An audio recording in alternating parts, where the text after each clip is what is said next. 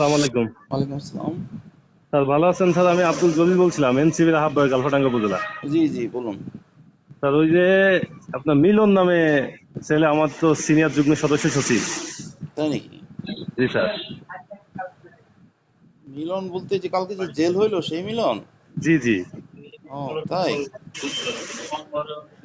হ্যাঁ আমার সিনিয়র, আমি আপনার ফোন দিছি কয়েকবার, আপনি বিজি ছিলেন। ও এটা তো জানতাম না, সে তো এরকম কিছু বলেনি। জি জি, আমার আমার এনসিপির অফিসে সিনিয়র। আমার অফিসে সে সবসময় দালালি করে, বুঝতে পারছেন?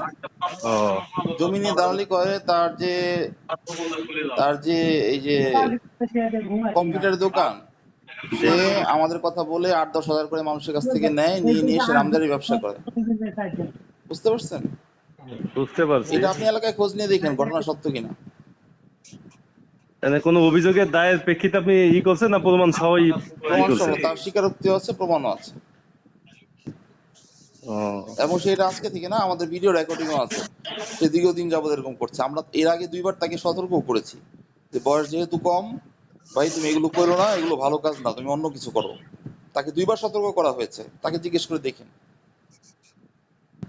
ও, যদি অভিযুক্ত থাকে এখন তো আর কি করার। জি জি। এগুলো তো ঠিক না, তাই না? একটা মানুষের, গরিব হ্যাঁ মানুষের কাছ থেকে 8-10 হাজার করে নিয়ে, হ্যাঁ, তাকে এরকম দলিল করা, তার কাছ থেকে এরকম নামজারির জন্য টাকা নেওয়া, এগুলো তো ঠিক না, তাই না? এটা তো অবশ্যই ঠিক না, এটা তো আমি বলতেছি ঠিক না। আর উনি তো আর্থিকভাবে সচ্ছল পরিবারের, উনি হ্যাঁ এরকম সবসময়। কাজ কেন করবেন?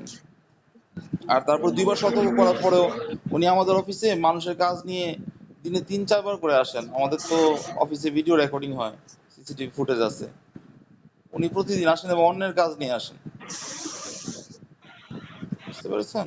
এমনি স্যার আর কোনো সুযোগ দেওয়ার কোনো অপশন নাই নাকি? ভাই আপনারা যদি এই যে অবৈধ কাজে যদি আপনারা সুপারিশ করেন, তাহলে ভাই আর কি বলবো, তাহলে আর দেশ ভালো হবে কিভাবে?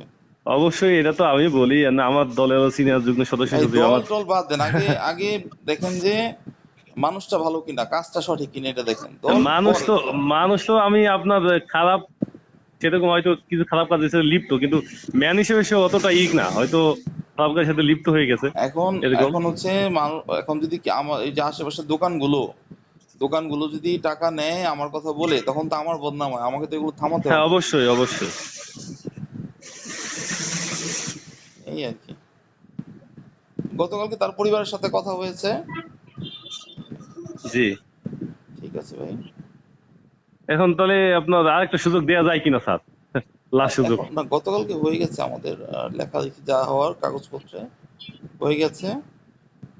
আচ্ছা ঠিক এখন আছে, আমি তো এমপি স্যারের সাথে একটু কথা বলেছি স্যার, কি জি হবে। জি। ঠিক আছে। খবরের কাগজ, নিখাত, নির্ভীক, নিরপেক্ষ।